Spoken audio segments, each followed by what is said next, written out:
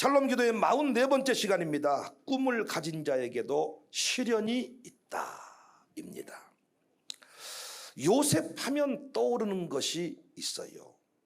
꿈. 어떤 분은 요셉 하면 떠오르는 것이 고난이 아닙니까? 이렇게 말하신 분도 계시는데, 그 고난은 꿈과 연결이 돼 있어요. 요셉 하면 꿈. 꿈 때문에 고난당했고 꿈 때문에 아팠어요. 그런데 끝내 꿈을 누린 사람이에요. 하나님의 사람들은 꿈에 관심을 가져야 돼요. 하나님은 꿈을 통하여 하나님 나라의 역사를 이루어 가십니다. 꿈이 무엇인가요? 꿈은 어떻게 가지게 됩니까? 오늘 또 설교 시간에 눈을 감고 자면 되는 겁니까? 어떻게 하면 꿈 가질 수 있나요? 꿈과 야망은 다르죠.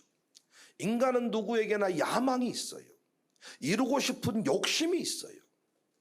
그 야망과 욕심은 내가 살아온 환경과 연결이 돼 있고, 어떤 사람은 그 야망 속에 상처가 포함될 때도 있어요.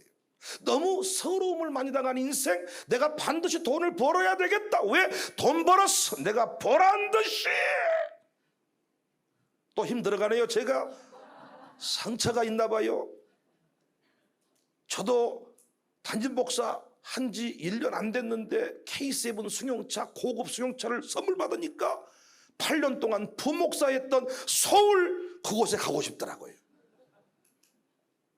보란 듯이.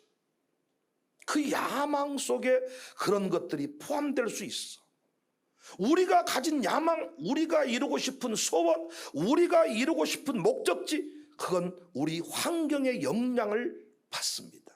그래서 광주 사람들이 아무리 꿈을 꿔본들 어떤 그 광주 수준일 때가 많고 우산동 수준일 때가 많고, 내가 살아온 어떤 그 환경의 울타리를 벗어나지 못할 때가 많아요. 반면에 하나님이 주신 비전, 꿈은 다릅니다. 이 비전은, 꿈은 하나님으로부터 출발한 일이에요. 어떤 나의 상처로부터 출발한 일이 아니고 하나님으로부터 출발한 일. 그래서 하나님 없이 가진 소원들은 야망일 때가 많습니다. 하나님을 만난 순간, 은혜를 받는 순간, 이렇게 기도해서 응답받는 순간 내 안에 잉태된 어떤 목적, 목표, 꿈, 비전, 이것은 내 의지와 상관이 없어요. 환경을 뛰어넘어요. 감히 상상도 못한 일, 이를테면 기찻간도 없는, 역도 없는, 기차도 본 적이 없는 동네 어떤 할매 권사님이 기도하다가 이런 기도가 나오는, 하나님, 내 아들 딸은 비행기 타고 세계를 누비게 하여 주옵소서. 세계를 누비는 종 되게 하옵소서. 갑자기, 아니 기차도 없는 동네, 버스도 없는 동네, 세계 비행기 타고 다녀야 되잖아요. 그런데 비행기 타는 종 되게 하옵소서, 이런 선포가 툭 터지는 거예요. 하나님으로부터 출발한 것이죠. 하나님을 만나게 될 때, 하나님의 은혜를 경험할 때, 하나님 나라 확장을 이루어갈 때, 하나님은 우리에게 꿈을 주십니다. 꿈을 잉태케 하십니다. 꿈. 요셉과 꿈은 연결되어 있어요. 어떻게 그 꿈을 이루어가는지, 꿈을 누리며 사는지 잘 보여주는 인물이 요셉입니다. 우리는 성경에 많은 인물들을 만나는데 그 인물들을 대할 때 두 가지 관점을 가지면 돼요. 좋은 인물은 본받고, 그리고 그 인물보다 더 위대하게 세워지겠다, 이렇게 그 인물을 대하면 됩니다. 그 나쁜 인물들 있죠? 나쁜 인물들. 그 나쁜 인물들은 혀를 깨물고 그렇게 살지 아니하리라, 이렇게 대하면 되는 거예요. 나쁜 인물 있잖아요. 요한 근처에 가이오 같은 사람이 있었고 디오드레베 같은 사람이 있었잖아요. 가이오를 볼 때 나도 이렇게 살아야 되겠다. 가이오보다 더 멋진 장로가 돼야 되겠다. 더 멋진 집사가 돼야 되겠다. 그런데 악한 말로 비방하고 가로막았던 디오드레베를 볼 때마다 나는 이렇게 살지 아니하리라 혓바닥을 깨물면서 결단. 그래서 좋은 인물 나쁜 인물 다 우리에게 복음입니다. 복음. 좋은 인물도 복음, 나쁜 인물도 복음. 오늘 함께 살필 요셉은 전자에 해당하는 인물이지요. 본받아야 될 인물. 우리도 꿈을 꾸고 요셉보다 더 영향력 있는 삶을 살아야 된다. 도전이 되는 인물입니다. 요셉은 어떤 상황에서 꿈을 가지게 되었을까요? 하나님 요셉에게 어떤 상황에서 꿈을 잉태케 했을까요? 우리는 편한, 잘난, 대단한 어떤 그런 곳에서만 꿈을 꾼다고 생각하는데 하나님이 비전을 잉태케 하신다고 생각하는데 그렇지 않지요. 요셉의 어린 시절을 보면 이복 형제들과 함께 자랐습니다. 배다른 형제와 함께 자랐습니다. 이 집안이 평안했겠습니까? 쪽간 복잡했겠습니까? 어른들이 답해 주셔야지. 이 앞에 있는 친구들은 몰라. 아버지 어머니가 예수를 잘 믿어가지고 오직 엄마 아빠가 한 사람뿐이요.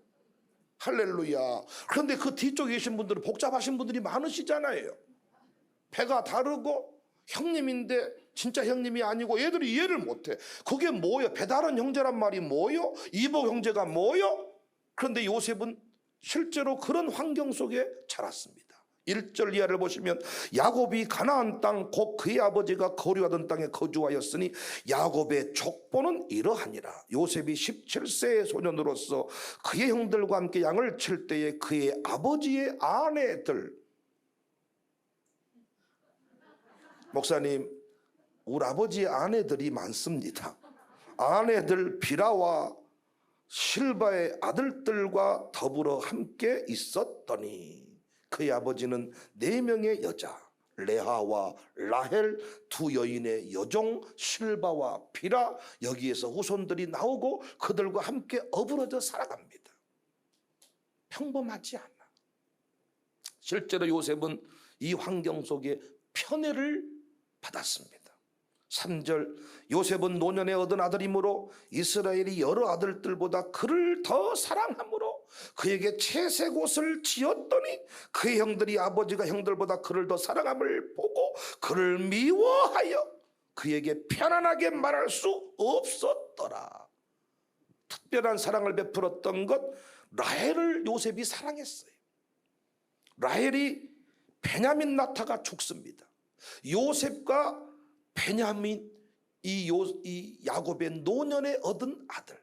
그래서 그 편애, 잘못된 사랑, 그래서 편애를 받고 편애 속에 자란 자녀들의 성격이 삐뚤어질 때가 많고 뭔가 족한 이상할 때가 많고 그렇지 않습니까? 요셉이 그러했다고요. 그리고 요셉은 어린 시절에 질투를 받습니다. 3절, 5절 요셉이 꿈을 꾸고 자기 형들에게 말하며 그들이 그를 더욱 미워하였더라. 그런데 하나님이 요셉에게 꿈을 주셨습니다. 하나님의 꿈은 편한 삶 가운데만 주시는 것이 아닙니다. 무엇인가 복잡하고 답답해 보이는 상황, 칠흑 같은 어둠 속에서도 하나님은 꿈을 잉태케 하시는 분임을 믿으시기를 바랍니다. 그래서 내 인생이 별 볼 일 없고 내 인생이 진짜 어둡고 전라도 말로 질퍽거리고 뭔가 평범하지 않는 인생들이 관심 가져야 될 것이 뭐냐? 하나님의 꿈입니다. 어떻게 인생을 뒤집을 방법이 없잖아요.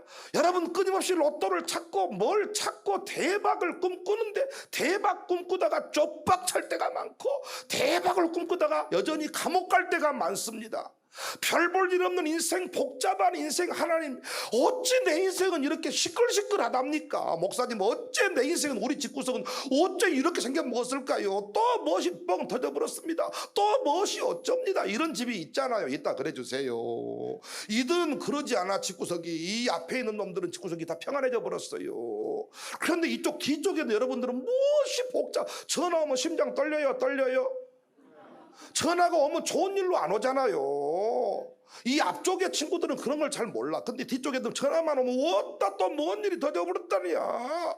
무슨 소식이, 이 소식이, 자식이 전화 왔다 그러면 돈 달라는 것이지 송금했다고 전화한 일은 없어. 어버이날입니다, 송금했습니다, 쓰세요, 이런 거 거의 없고, 무엇이 망하고 무엇이 또 힘들고 감옥 가게 생겼고, 이거 못 메꾸면 또 카드 연체가 들어오고 차압이 들어오고, 이런 것들 왜 전화 좀 하지 말아버려야. 나한테 동생이 갑자기 전화 왔어. 반가워요, 안 반가워요? 이쪽은 반갑고 그 뒤쪽에 계신 분들 반가워요, 안 반가워요? 이 새끼가 왜 전화했다냐, 못한데 전화했다냐, 왜 전화 안 받아버렸었겠다. 나중에 이제 기도하고 마음을 거기에 먹고, 야, 어쩐 일로 전화했냐? 누나, 형님, 오빠, 그것이 아니고 왜 그런 일로 전화 좀 하지 말아버려야. 복잡해버려요. 인생을 뭔가 뒤집어야 되는데 인생이 뭔가 이 서강이 비치질 않아. 뭐 어떻게 할 수가 없어. 어떻게 이렇게 살다 죽어버렸었겠다. 이런 사람일수록 하나님의 꿈, 이런 기도의 자리, 새벽 기도하는 자리, 예배드리는 자리에 절대 빠지지 않아야 됩니다. 왜? 인생의 절망의 끝자락에서 복잡한 상황에서 무언가 환경이 막 이게 내 힘으로 해결되지 아니한 그런 곳에서 하나님은 꿈을 잉태케 하십니다. 노래하겠습니다. 캄캄한 인생길 일어나 걸어라.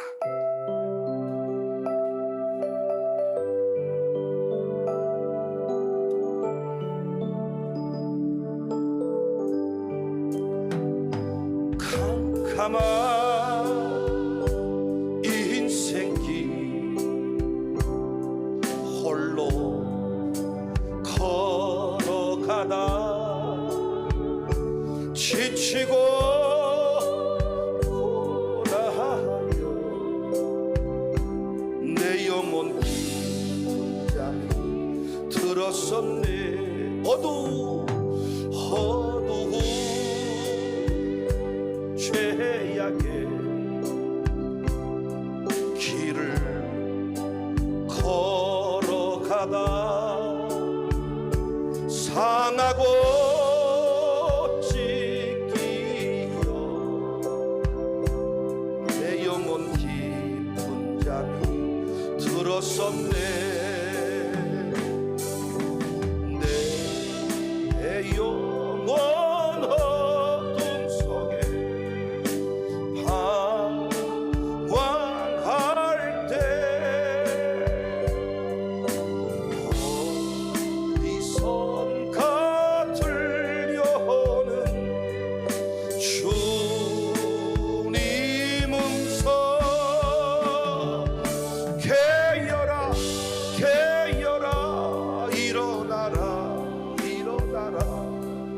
달리다 일어나라.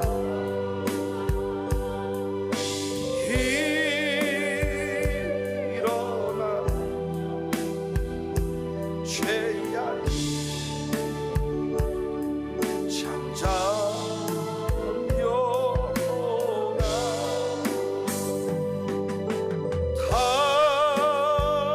달리다 깨어라. 일어나 걸으라. 어둠은 물러갑니다. 어둠은 물러가고 새날이 다가오네. 주님 오실 날 멀지 않았네. 어둠 속에 잠자던 일어나 걸어라. 일어나 걸어라. 달리다 어둠은 물러가고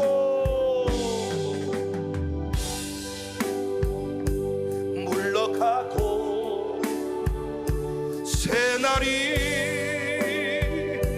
다가오네. 주님 오실 날 멀지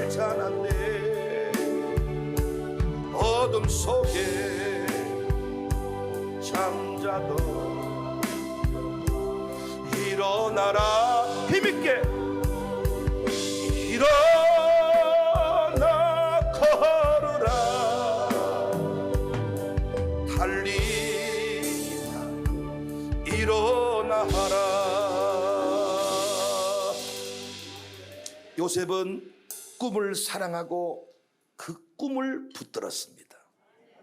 급기야 형님들에게 분위기가 쎄한 줄 알지만은 약간 이거 말해도 되냐 안 되냐 해서 말을 하면 안 될 수가 있는데 그래도 애나 모르겠다 꿈을 선포하기에 이르렀습니다. 6절 이하를 보시면 요셉이 그들에게 이르되 청하건대 내가 꾼 꿈을 좀 들어보세요. 우리가 밭에서 곡식단을 묶더니 내 단은 일어서고 형님들의 단은 내 단을 둘러서서 절을 합디다. 그의 형들이 그에게 이르되 내가 참으로 우리의 왕이 되겠느냐 참으로 우리를 다스리게 되겠느냐고 그의 꿈과 그의 말로 말미암아 그를 더 미워하더니 요셉이 다시 꿈을 꾸고 미워하든지 말든지 그 형들에게 말하여 이르되 형님들 또 꿈을 꾸어버렸는데요. 미안합니다마는 꿈을 꾸어보니까 해와 달과 11별이 내게 절을 해버립니다. 용기를 내서 담대하게 이런 꿈을 꾸었습니다. 말씀 중에 네가 열방을 다스려라 청사교회와 네가 광주를 책임져라 세계 선교를 책임지는 교회가 될 것이다. 새벽에 이런 감동이 와가지고 이런 것들을 선배님들한테 주변 사람들한테 이야기를 딱 하면 형님들이 주변 사람들이 우와 백목사 그렇게 될 줄 알았다. 청사교회 이름값을 하는구나. 청사의 별이 빛나는 교회지. 자 이렇게 해줄 줄 아십니까? 천하의 교만한 놈 같으니라고 너는 항상 간땡이가 부은 소리만 해야 이 목회는 허세로 하는 것이 아니다. 객기 부리지 말고 겸손하게 조심하게 가거라. 여러분 해보시면 알겠지만은요 꿈을 말한 순간부터 비전을 말한 순간부터 우리가 이렇게 하겠습니다. 얘기할 때부터 어떤 그 좋은 동역자를 만나기도 하지만은 요셉의 스토리 여러분 잘 아시잖아요. 생각지도 못했던 현실들을 만나게 됩니다. 그때 우리가 하는 말이 어따 괜히 그런 말을 해가지고 그때 아무리 감동이 와도 설교 시간에 그걸 선포하면 안 됐었어. 내가 참았어야 됐어 할 때가 있지요. 선생님한테 그 얘기를 했다가 뒤통수로 엄청 세게 얻어맞는 거죠. 정신 차려 이놈아. 대통령 같은 소리 하고 있네. 영어 단어나 해와 이놈아. 퍽 맞을 때가 많고 괜히 어머니한테 어머니 내가 우리 가문을 책임지겠습니다. 어머니 빚을 다 갚아드리겠습니다. 퍽 때리면서 돈이나 아꼈어 이놈아. 빚을 다 갚아줘 이놈아. 영어 단어나 해요. 퍽. 형님들한테 돌려차기로 맞아버릴 때가 있어. 이놈아 네가 무슨 형님들에게 미움을 받기 시작했습니다. 8절에 그의 형들이 그에게 이르되 내가 참으로 우리의 왕이 되겠느냐 참으로 우리를 다스리게 되겠느냐고 그의 꿈과 그의 말로 말미암아 그를 더욱 미워했습니다. 여기서 끝이 아닙니다. 형들이 그의 채색 옷을 벗겨버립니다. 23절에 그의 형들이 요셉의 옷 그가 입은 채색 옷을 벗겨버렸다. 아버지의 사랑을 발가벗겨버린 거예요. 급기야 그를 잡아 구덩이에 던져버립니다. 아니 그렇다고 이럴 수가 있는가. 24절에 그를 잡아 구덩이에 던지니 나중에 요셉을 만난 형들이 이때 장면을 추억하는 부분이 창세기 42장 21절에 나옵니다. 그들이 서로 말하되 우리가 아우의 일로 말미암아 범죄하였도다. 그가 우리에게 애걸할 때에 형님들 살려주세요 그러지 마세요. 애걸할 때 그 마음의 괴로움을 보고도 듣지 아니하였으므로 이 괴로움이 우리에게 임하도다. 서로 갈등의 골은 좀 깊을 수 있겠지만 그래도 이 정도는 아니었는데 갑자기 곡식단이 나를 향합니다. 해와 달 별이 나를 향해 절합니다. 이런 소리를 했다가 이때부터 요셉 이놈 너는 안 되겠다. 너는 아예 싹을 잘라버렸다. 이러면서 아예 구덩이에 묻어버리고 이때 진짜 장난인 줄 알았더니 진짜 묻어버리려고 그래서 애걸할 때에 살려주세요 형. 왜 그랬어요 형님? 내가 왜 그랬어요 형님? 왜 그랬어요 형님? 잘못했어요. 얼마나 여러분 애걸할 때에. 그런데 그 괴로움을, 그 마음의 괴로움을 듣지 아니하고 죽여버려. 여기서 우리는 중요한 사실을 깨달아야 돼. 꿈을 가진 자에게도 시련이 있다. 그 꿈을 선포한 이후부터, 하나님의 위대한 계획을 발표한 순간부터 목회가 더 어려워질 수 있다. 천하의 교만한 놈이라고 시대를 모르는 소리라면서 성도들이 내 곁을 떠날 수 있다. 그런데 그 시련은 끝이 아니라 꿈을 위한 변화의 통로고 새로운 이야기가 시작되는 지점임을 믿으시기를 바랍니다. 비전을 선포했어. 위대한 하나님의 꿈을 선포했어. 그때 열방에 그 꿈을 이루겠다고 동조하는 사람도 있겠지만은 우리 목사님은 늘 현실을 너무 몰라. 너무 우리 목사님이 이상주의자야. 더 이상 힘들어서 목사님 곁에 못 있겠다, 이렇게 떠나버릴 수도 있다는 거야. 예배당의 비전, 이 예배당 건축의 비전을 선포하고 많은 사람이 오히려 놈 팔고 집 팔아서 예배당 건축합시다 동조하는 경우도 있겠지만, 예배당 건축할 때 교회가 반토막 나는 경우도 있어요. 선교하다가 무너진 경우도 있어요. 그런데 항상 하나님께서는 그 시련을 끝으로 만들어 가신 게 아니고, 끝이다 말씀하시지 않고 거기서 또 다른 이야기가 시작되게 하십니다. 내가 걷는 이 길이 혹 구보도는 수가 있어도, 내 심장이 울렁이고 가슴 아파도 나는 여전히 하나님을 노래하고 찬송하는 까닭은 하나님은 실수하시지 않으신 분이다. 요셉이 아마 이 노래를 알았다면 이 노래를 부르지 않았겠습니까? 이 노래 엄청 어렵지만은 제가 이 노래는 거의 박자 안 떨리고 부를 수 있습니다. 같이 한번 불러보시겠습니다.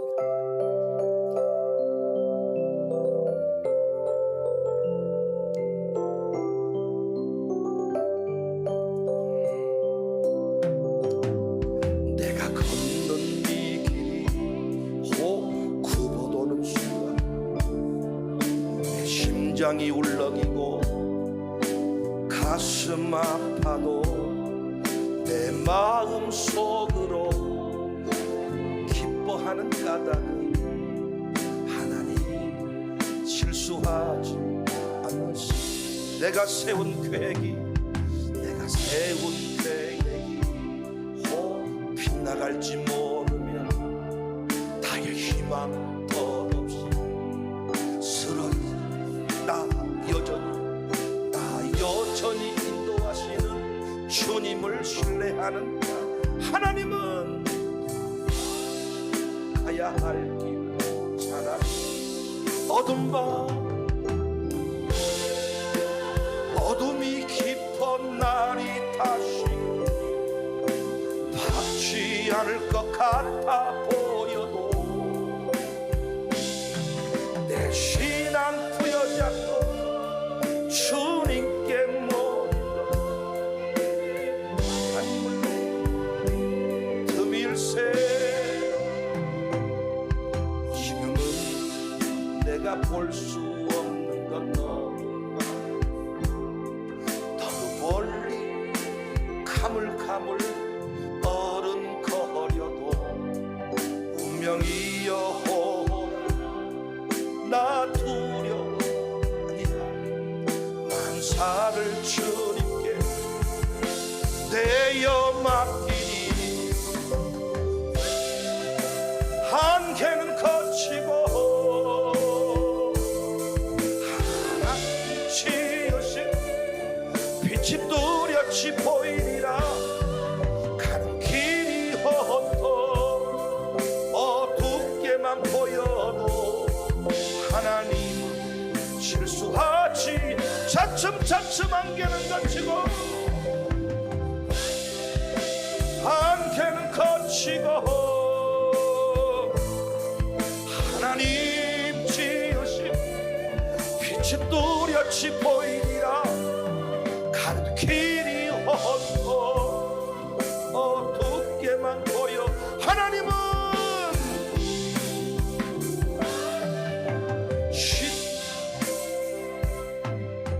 하나님은 실수하지 않으신다.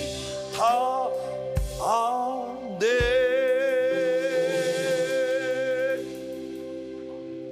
꿈을 꾸는 자에게도, 꿈을 선포하는 자리에도 시련의 역사는 있을 수 있지만 그 시련은 결코 끝이 아닙니다. 새로운 이야기가 시작되는 지점입니다. 요셉에게 어떤 새로운 이야기가 시작이 됐냐? 아니 여러분, 참 죽여버리자, 끝내버리자, 없애버리자, 저것을 아예 없애버려 쓰겠다. 저것이 우리 집안의 화근이다. 아버지가 저것한테 모든 걸 다 줘버릴 것 같다. 저거 없애버려야 되겠다. 그랬는데 다 모든 형제가 그렇게 마음을 모았는데 첫 번째 새로운 이야기, 짜잔 짜잔 짜잔 짜잔 짜잔 짜잔, 두rum두rum 부르부르부르부르부르, 뭔 짓거리 하고 있는 거예요? 긴장감을 유발시키고 있는 거예요 지금. 목사님들 하여튼 좀 웃어주고 그러세요. 간이 많이 안 좋으신 것 같아요. 목회가 너무 힘드셔가지고 웃음도 잊어버리시고 그러시면 안 돼. 사모님들 뭐 재밌는 게 없고 밥이나 먹었으면 좋겠고 그러시면 안 돼. 소녀의 감성을 회복하셔야 돼.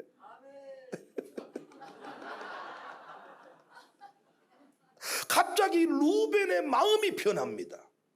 창세기 37장 21절 22절, 루벤이 듣고 요셉을 그들의 손에서 구원하려 하여 이르되 우리가 그의 생명은 해치지 맙시다. 루벤이 또 그들에게 이르되 피를 흘리지 말피시다. 그를 광야 그 구덩이에 던지고 손을 그에게 대지 말아버려. 이는 그가 요셉을 그들의 손에서 구출하여 그의 아버지에게 돌려보내고자 합니다. 갑자기 새로운 이야기가 시작이 되는 거예요. 드라마로 영화로 봤다면 얼마나 이게 긴박감이 위험해 죽어버렸는데 끝나버려 어찌었을까.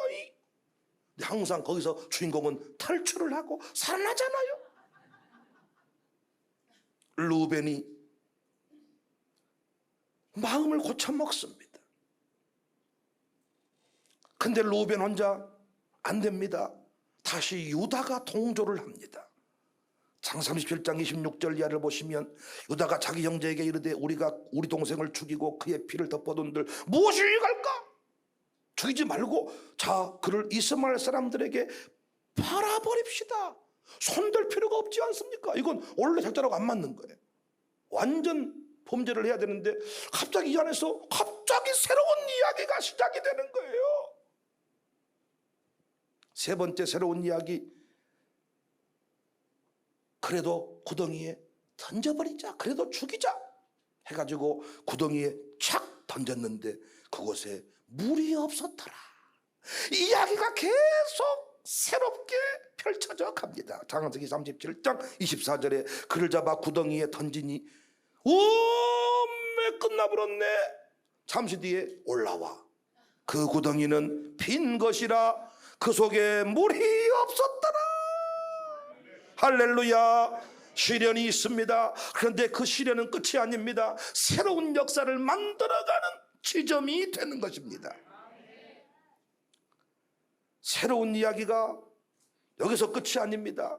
그를 죽이지 말고 팝시다. 차라리 어디다 팔아야? 갑자기 상인이 나타납니다. 어디다 팔아야?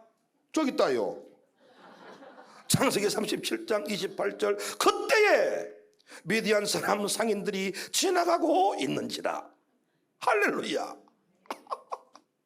정말 놀랍고 신기한 것은 우리가 그 송교비를 줄이면 그 일을 하지 아니하면 그 돈이 그만큼 우리에게 남아있을 것 같은데 그게 아니야. 하나님의 일을 하고자 할 때 그때의 그 헌금이 어떤 손길을 통해서든지 간에 들어오게 하시는 거야. 그때에 미디안 사람 상인들이 지나가고 있는지라. 형들이 요셉을 구덩이에 끌어올리고 은 20의 그를 이스마엘 사람들에게 팔매 그 상인들이 요셉을 데리고 애굽으로 갔더라.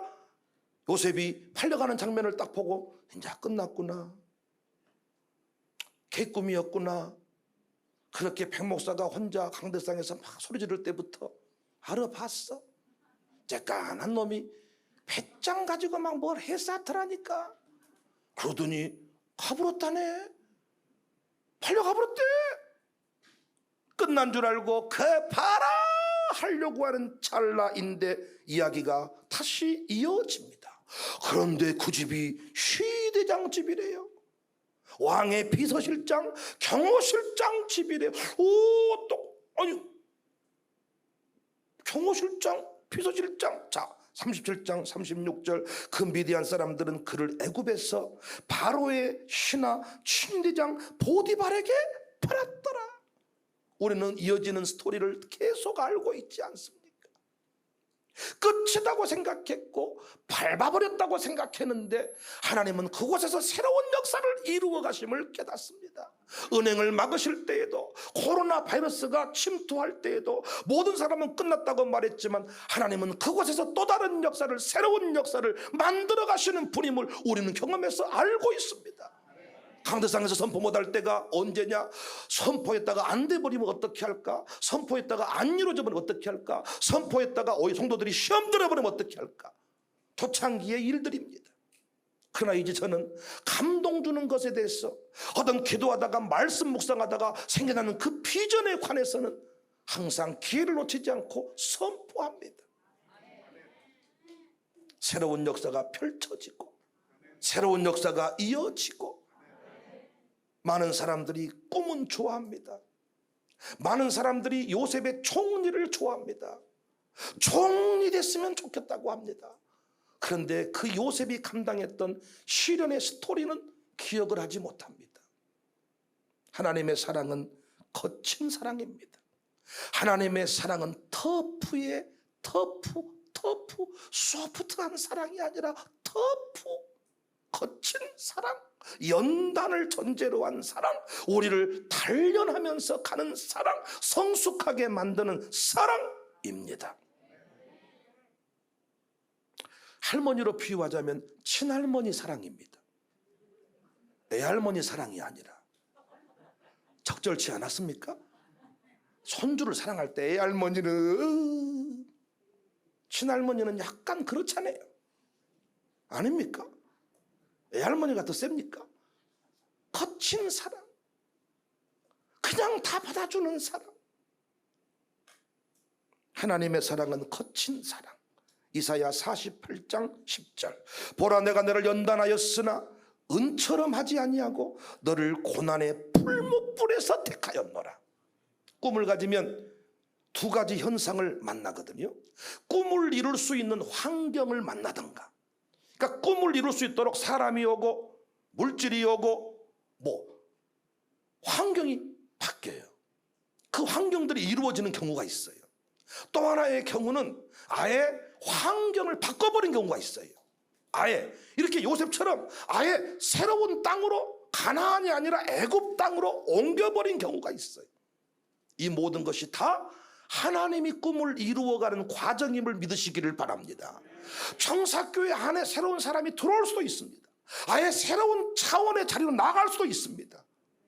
우리끼리만 모여 예배드릴 수도 있는데 이렇게 전혀 다른 차원의 공동체를 만들어서 기도의 불기둥을 세우게, 이 모든 것들이 다 꿈을 이루어가는 과정입니다. 여러분이 어떻게 이 자리에 누군가에 끌려서 기도의 자리에 왔지만은 이 기도의 자리에 참여하신 것도 여러분의 꿈을 이루어가는 과정입니다. 만날 자를 만나게 하시고 연결시키시고 다듬으시고, 요즘에 자주 하는 표현입니다만은 병원에 입원했다가 살 사람들은 골든타임을 놓치지 않고 연결이 되고 발견이 되고, 그 남편이 곁에 있고 아들이 갑자기 전화가 오고 119 오는데 차량이 안 밀리고 의사가 딱 제대로 치료를 하고, 그런데 안 되는 사람, 죽는 사람 보니까 항상 지연이 되고 발견이 안 되고 1년 내내 검진을 했는데 본 적이 없고 갑자기 생겨버리고 이러더라고요. 하나님께서 모든 일들을 이루어 가시고 계심을 믿으시기를 바랍니다. 종종 부목사들이 꿈은 하나님이 그를 부르실 때 세계 열방을 다스리는 종되게 할게, 조영계 목사님보다 더 큰 종되게 할게, 다 이런 꿈을 가지고 그 꼬심에 넘어가서 신학교에 딱 갔는데 걸어가는 길을 보니까 시다발이 꼬분 같은 짓거리만 하고 있으니까, 이것이 뭡니까? 내가 시다발이 하려고 저는 부목사 때 농약도 치고 창고도 정리하고 별짓거리를 다 했어요. 우리 어머니 아버지가 알면 난리 날 거예요. 우리 어머니 아버지 나를 얼마나 귀하게 키웠는데, 아니 부목사로 갔더니 막 농약 쳐본 적이 있어? 내가 없어요. 농약을 이렇게 등지고 쳐야 되는데 바람 맞고 쳐가지고 쓰러져 버렸어 제가. 농약을 다 마시고 쉐 오더라고. 뭐까짓까 이랬더니 머리가 핑핑 돌더라고 이상하게. 속이 메스 꺾고 병원 가서 그 얘기를 했더니 농약을 마셔서 그렇습니다. 물론 또 저를 그렇게 거칠게 연단을 시켰던 그 스승 목사님은 또 자기 자식한테는 그렇게 터프 러브를 못 하더라고요. 다 용납을 해줘 버리더라고요.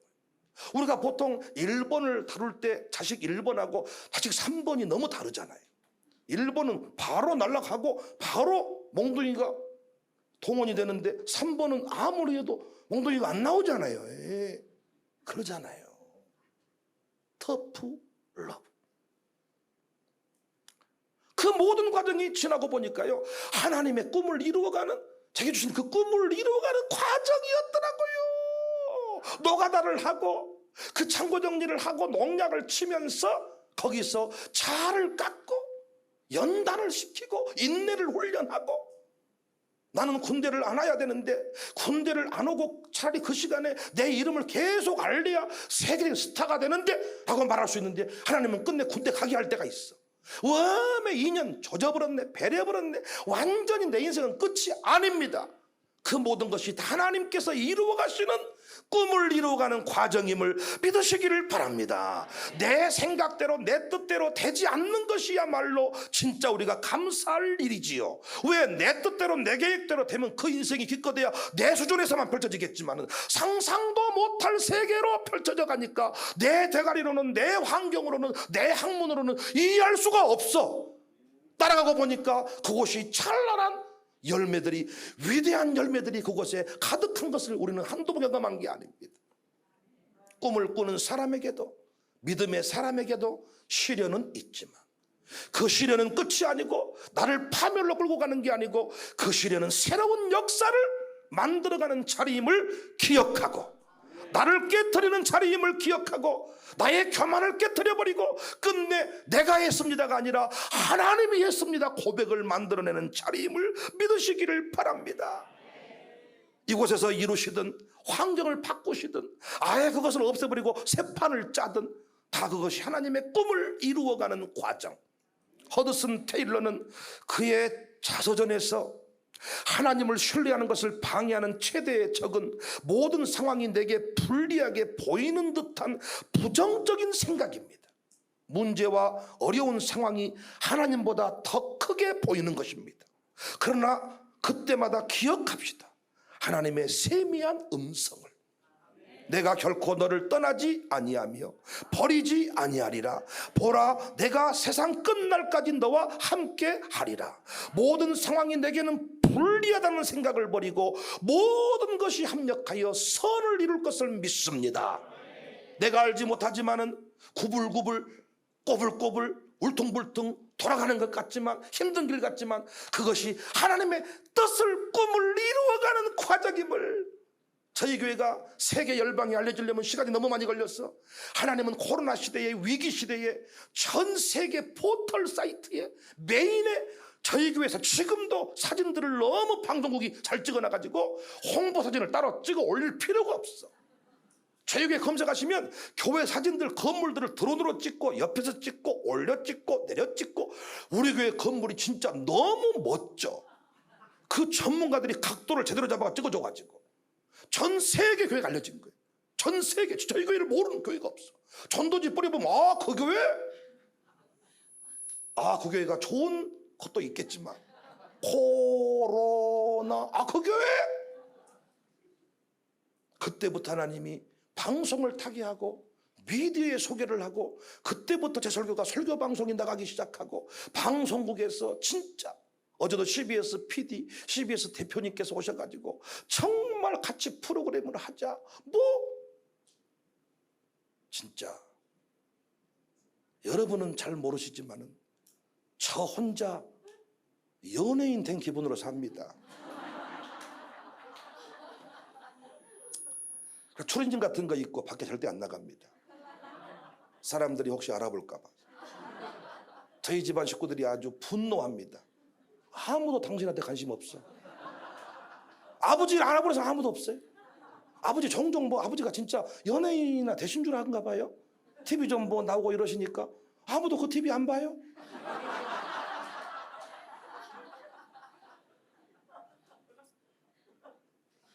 그 모든 스토리가 거기서 끝나버렸어요. 그러니까 어쩌다가 한번 선배들을 만나면요, 나를 보고 놀래. 놀래는 이유가 뭐냐면, 너 살아있었냐? 이런 표정이야. 절대. 그러니까 뭔가 소식이 들려왔는데 뭔가 백 목사가 끝났다는 이런 얘기가 들릴 줄 알았는데 얼굴을 봤더니 더 커지고 갑자기 옆에 이상한 사람을 데리고 다녀. 이명필 실장을 데리고 다니는데 목사님들이 초미의 관심사예요. 누구냐는 거야. 목사님이세요. 신학을 한 것 같지는 않는데, 우리 노예에서 면접한 적은 없는데 언제 목사가 어떻게 우스운 목사가 뭐 어쩌고, 어떤 분은 독립운동을 했던 김구를 닮았다고 얘기를 하고 막. 그래서 제가 누구냐고 물어봐. 나한테 예, 제 비서실장입니다. 또 놀라는 거예요. 보통 부목사가 운전하고 다니거나 제가 운전하고 집사님이나 운전하고 다니는데 비서실장? 비서실장쯤 되면 대통령이나 구청장이나 비서실장 하는 짓거리마다 미친놈 같은 짓거리만 하고 돌아다니고, 갈수록 볼터치는 커지고 머리는 더 네모가 되고, 너의 임원 아주 저 핫바리 임원인데 사진 나오면 내 얼굴이 제일 커요. 사진을 찍을 때도 보통 다 이렇게 찍는데 이렇게 찍어가지고 튀고, 끝이 아니라 하나님은 계속 거기서 감정을 만들어 가시다. 우리가 알지 못한 방법으로, 생각지도 못한 방법으로 역사를 만들어 가시더라고요. 무릎 꿇는 나무라 들어보셨는지 모르겠는데, 로키 산맥 해발 3,000m 높이에 그 수목 한계선 지대가 있다고 합니다. 이 지대의 나무들은 매서운 바람으로 곱게 자라지 못하고 무릎을 꿇고 있는 모습이래요. 그래서 이 나무를 무릎 꿇는 나무다, 열악한 환경 생존을 위해서 무서운 인내를 발휘하는 그 나무, 그래서 거기서 무릎 꿇는 형태로 그 매서운 바람을 이겨내는 그 나무, 그 나무로 세계 명품 바이올린을 만든다잖아요. 어젯밤에 저희 교회는 임수섭 전도사라고 첫 설교를 했어요. 그분이 누구냐면 광신대 직원이고 작년까지 동양교회 장로였어요. 근데 그가 예수를 처음 믿을 때 하나님 앞에 소원한 게 있어. 하나님, 내가 장로가 되어서 물질로 헌신하겠습니다. 그것이 아니라면 말씀의 종이 되어서 하나님을 섬기겠습니다. 그런데 제가 그 삶의 스토리를 아는데 한 번도 풍요로운 물질을 누려본 적이 없는 사람이에요. 딱 보면 돈 없게 생겼어. 딱 보면 엄청 짠하게 생겼다니까, 사람이. 그래서 계속 마음에 찔림이, 걸림이, 부르심이, 말씀의 종으로 30년 동안 부르셨어. 그런데 아내가 절대 반대. 나는 절대 주에게는 가지 않는다. 그런데 하나님이 갑자기 그 아내 척수염을 줘가지고 병원 가서 약을 쓰면 될 줄 알았는데 오히려 반신불구가 돼서 3년 동안 병상에 누워있어. 그 3년 동안 누워있으면서 그 부인 권사가 한 일은 오직 말씀과 기도만 한 거예요. 육적인 몸은 쇠약해졌지만은 영적으로 충만해지면서 드디어 하나님이 부르시는 자리에 당신이 갔으면 좋겠습니다. 그래서 이제는 첫 발을, 주회종의 첫 발, 드디어 아내가 입으로 당신 주님 부르심 앞에 순종하십시오. 그래서 이제는 그 말씀의 종으로서의 비전, 저는 그분이 침수를 좋아하고 어떤 그 자기 면역 같은 막 이렇게 그 생식 막 이런 걸 좋아해. 그래서 나는 요양원 같은 데서나 침술이나 놓는, 이제 57세니까 그런 목사를 쓰실랑 같다. 그래서 제가 처음에 오라고 할 때 우리 교회에서 잘 지내다가 어디 요양원 같은 데 있으면 가세요, 그런 느낌이었어. 제가 그 집에 등록신방하러 가기 위해서 말씀을 구하는데 응답이 있다고 하더라. 내가 임수섭을 침술, 어떤 한방 이런 쪽에 특수 목회자가 아니라 말씀의 종으로 내가 그를 세웠노라. 그를 통하여 수많은 영혼들을 내가 구원하기를 원하노라. 그래서 그는 감독으로서 가르치기를 잘하며 그 말씀이 감독이 되더라고요. 그래서 제가 다 가서 설교를 했어. 전도사님, 이제부터 당신이 침을 놓으면 침발은 더 이상 받지 않을 겁니다. 늘 하는 말이 자기 몸을 자기가 다 고쳐버린대. 머리끝에서 발끝까지 침을 놓으면 자기는 다 간도 다스리고 콩팥도 다스리고 다스린대. 그런데 그분 보시면 얼굴에 또드러기가 가득 나 있어. 그 나는 네한테 절대로 침 안 맞는다. 왜? 네 얼굴을 봐라.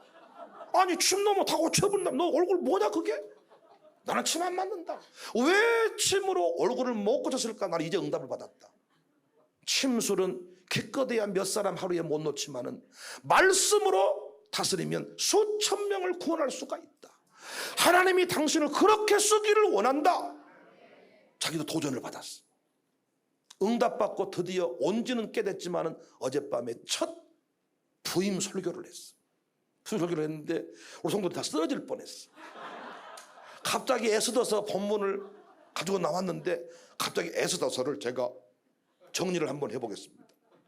13579 2468 자 이렇게 한번 외워봐. 갑자기 13579를 찾더라. 그러니까 자기가 에스더서를 기억하기 좋게 해가지고 1장 3장 5장 7장 이렇게 갑자기 13579 우리 13579 그러면 일단 우리가 생각나는 것은 성경이 아니라 고스톱이잖아요. 13579 2468 이 얘기를 갑자기 하더니 갑자기 뭘 하더니 막 아주 해가지고 우리 성도들이 아주 힘들었어요. 그래서 제가 마지막 나가서 이제 정리를 해줬죠. 오늘 설교를 들으면서 난 왜 하나님께서 그 비전을 줬는지 알겠다. 당신은 위대한 설교자가 될 수 있다.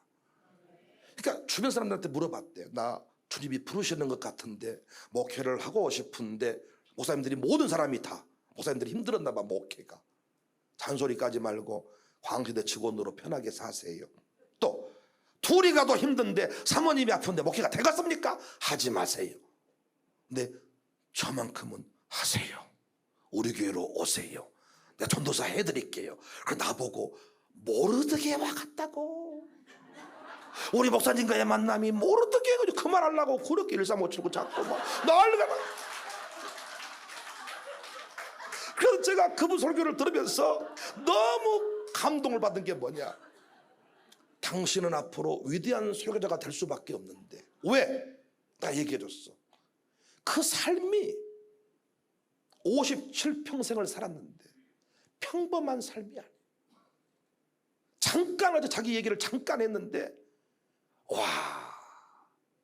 교통사고를 당했는데 공장 일하다가 가서 공장 대표한테 병원비 달란 말도 못하고 그냥 사고 나가지고 움직일 수가 없는데 그냥 집에 왔더니 아내가 문 잠가놓고 어디를 갔대. 그래서 연탄 보일러실에 들어가가지고 아내 올 때까지 기다리다가 아내가 오니까 둘이 자꾸 울어가지고 2개월 동안인가 3개월 동안인가 움직이지도 못하고 누워있었대. 그런 인간이요 그 인간이. 그분의 은사는 알아먹지 못하게 말하는 것이 은사예요. 성질은 급하고 하고 싶은 말은 많은데 광신대에서도 그 위에 상사 직원께서 나보고 하는 얘기가 목사님 나 미쳐버렸습니다. 수섭이 때문에.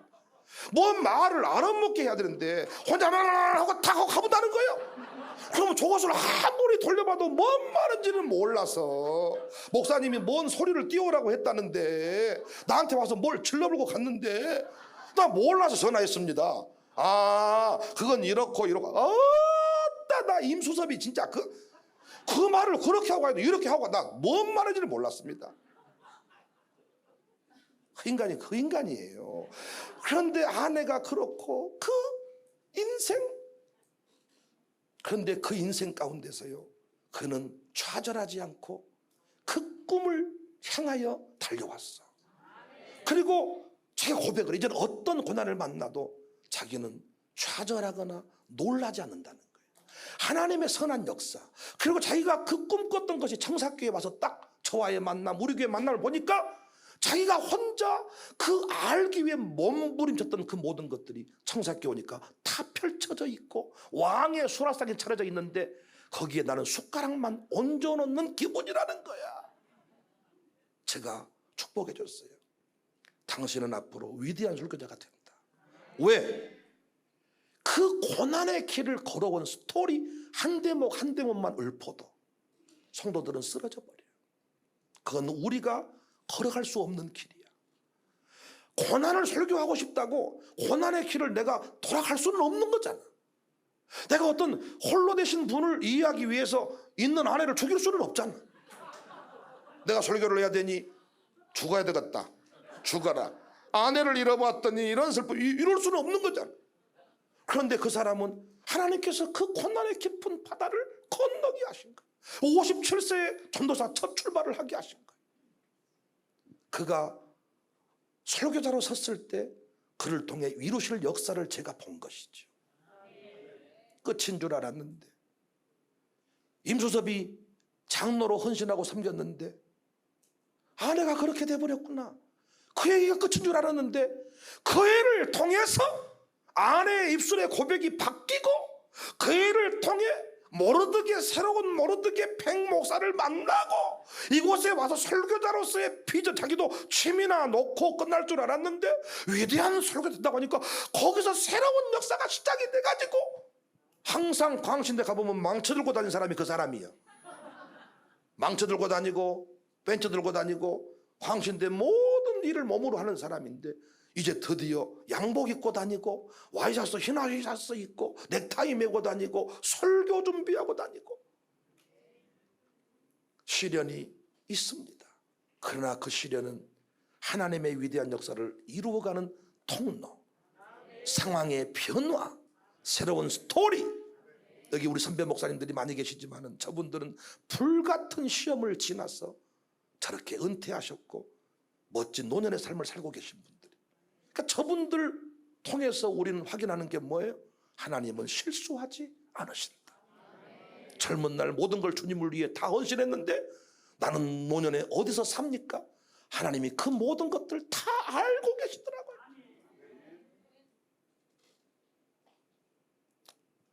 시련 앞에 원망 불평하지 말고 하나님은 실수하지 않으심을 굳게 믿고 자리를 지키는 우리 모두가 될 수 있기를 바랍니다. 왜 나만 겪는 고난이냐고 절망하지 말고 고난의 뒤편에 계신 주님 바라보고 이기는 우리 모두가 됩시다. 고난의 뒤편에 있는 주님이 주실 축복 미리 보면서 감사하세요.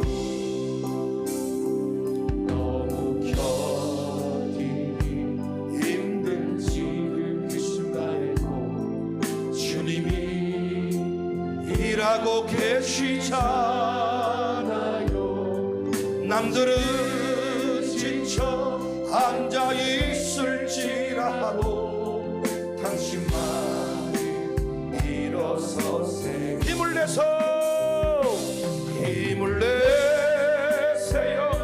힘을 내세요. 주님이 손잡고 계시잖아요.